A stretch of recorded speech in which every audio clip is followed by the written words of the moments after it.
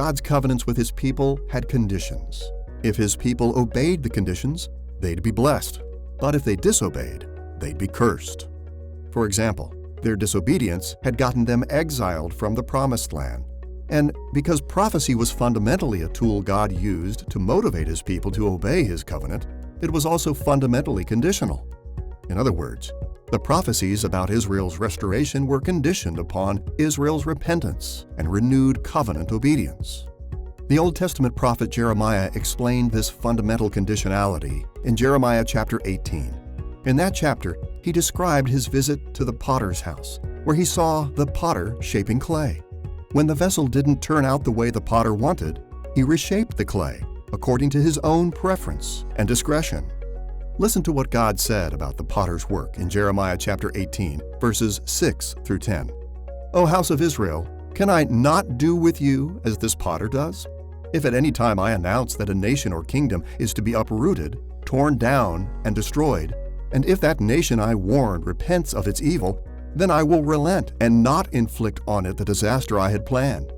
And if at another time I announce that a nation or kingdom is to be built up and planted, and if it does evil in my sight and does not obey me, then I will reconsider the good I had intended to do for it. Here, Jeremiah indicated that prophecies are fundamentally conditional, just like the covenants they represent. This is true even when the prophecies concern the nation of Israel, and even when the kingdom they refer to is God's kingdom. Of course, when we talk about God altering prophetic fulfillments, we have to be careful.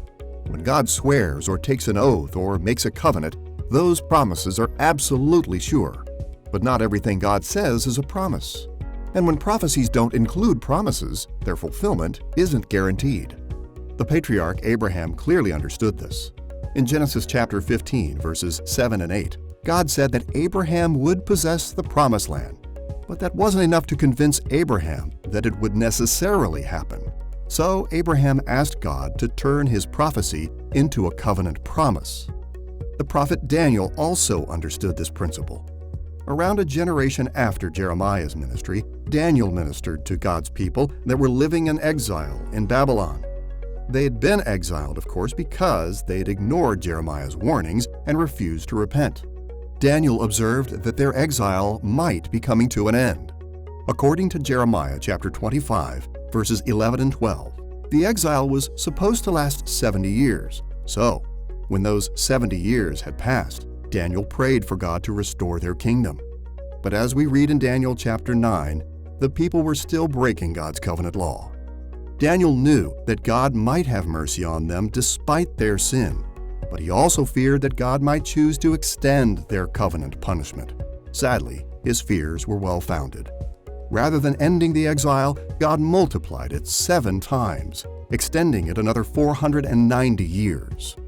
This extended exile was nearing completion in the days of Jesus. God sent His own Son as the Messianic King and tasked Him with preaching repentance so that the kingdom would be restored.